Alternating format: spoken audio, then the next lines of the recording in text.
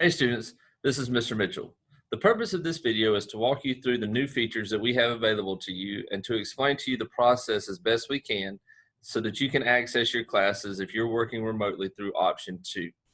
Remember that as an option 2 student, you're still responsible for everything that goes on in the classroom. You're just going to be doing your learning virtually.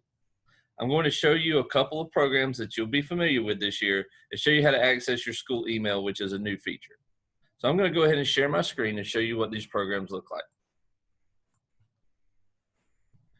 You will recognize this screen as the login screen for your Chromebook. So if you're using a Chromebook you've checked out from the school, you know this screen. If you're using a personal computer, remember to get here, go to hamiltonfl.com and click ClassLink Single Sign-On, which is on the right.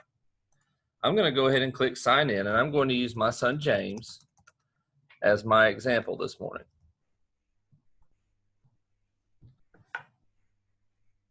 So the two programs I want to bring your attention to are Google Apps and Office 365. So I'm going to walk you through the Office 365 to show you how to access your email and introduce you to Microsoft Teams, which is one of the platforms we're going to use. After that, we'll come back and look at the Google Apps and show you the Google Classroom app, which some of you may be familiar with. We're going to click Office 365, and it's going to ask you to sign into your account again. After you do this one time, it may save your account. It may not. Just be ready to log in at least one more time. There's one thing I do want to bring to your attention is that when you type in your email address, here you can see it's first name dot last name, so James.Mitchell. For students, you have one word in front of your Hamilton FL that teachers don't have. So students are James.Mitchell, first name dot last name, at my.hamiltonfl.com. Teachers, we don't have that my in front of our email addresses, but students know that when you log in, you've got to put my in front of Hamilton FL. So James.Mitchell at my.hamiltonfl.com. I've already logged in as him once, so now it just asks me for the password, which is the same thing I used to log into the computer. You can choose to stay signed in because I'm using this computer for my work as well as to show you this with James. I chose not to do that.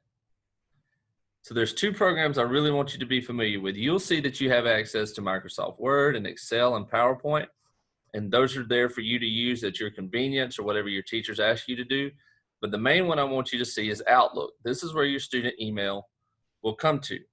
Now, your teachers will email you links or tell you how to access their class or show you a variety of things or communicate with you via email, and you need to know that this is where they will come.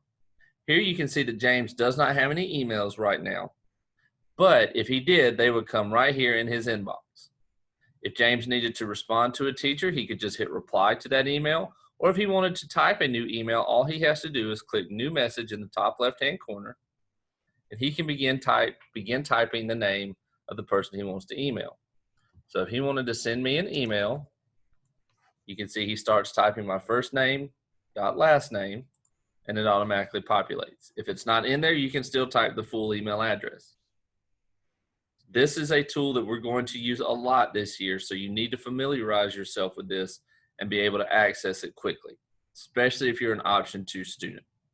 Okay, so that's Outlook. That's where your student emails will come to. The other program that you're going to use this year is Microsoft Teams. Your teachers have a choice to use Microsoft Teams or Google Classroom as the way in which you can see into their class. Some of them may use it as a full classroom tool. Some of them may only use it as a video tool. They will communicate that with you. I'm going to click in Microsoft Teams so that you can see what it's going to look like. Your teachers will be sending you links to access their class. And remember, as an option 2 student, you will need to log into your first period class during the first period time. You will need to log into your second period class during the second period time, so on and so forth. You're responsible for making sure that you get logged in because we will be taking attendance, we will be taking tardies, even though you're working remotely. So what will happen if you click Microsoft Teams is that you will have a code from your teacher. If there's not a direct link in your email, you will have a code from your teacher. You will type that code in right there and hit join the team. Once you join, a video will pop up. You'll be able to see your teacher. You will be able to see into your classroom. And this is how we will mark your attendance every single day. Be sure you're logged in. Be sure you're on time. okay? As we get into this school year, you guys are going to see more and more features. Your teachers will use more and more features. For now, we just want to be sure that you can log in and access what you need to be successful. I'm going to close all of this out and show you one other app. That's the Google Suite or the Google Apps. So if you click the big G, you will see that it's going to ask you to log in. We're not going to log in as me. I'm going to log in as James. And again, the account is the same. First dot last name at my.hamiltonfl.com. Be sure you have that my in front of it. So I'm going to log in as James.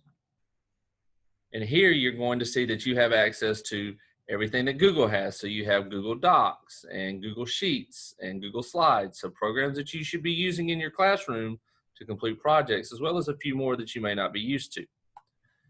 The two apps that you are probably going to use the most are Google Classroom and Google Meet. I'm going to click on Google Meet because this is where your teachers will be videoing themselves in the classroom. So what will happen is if they send you a link or a code for Google Meet, you click over here in the green box where it says join or start a meeting. And what you're going to do is type in the code that they send you right there. Once you do that, you click continue. It will let you into their classroom. That's where, again, they will take attendance. They will see your name in there because this is assigned directly to you. Some of your teachers will choose to use Google Classroom as a way for you to turn in assignments. They will use it as a way to post documents that you may need. If they do that, you will see your classrooms pop up here, and everything you need will be underneath that. Again, this is going to be at the discretion of each teacher, and they will work to communicate with you as quickly as we possibly can so that you all are successful.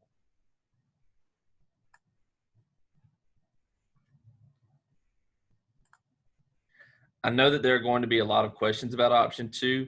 If there are any problems that you have logging in on any given day, if there's an issue with being able to get into the teacher's classroom, or if there's an issue with anything at all, I need you to email me, ryan.mitchell@hamiltonfl.com, to let me know that you are attempting to log in and that you're having problems, especially in the first week of school. We are going to work as hard as we can to resolve these issues as fast as we can.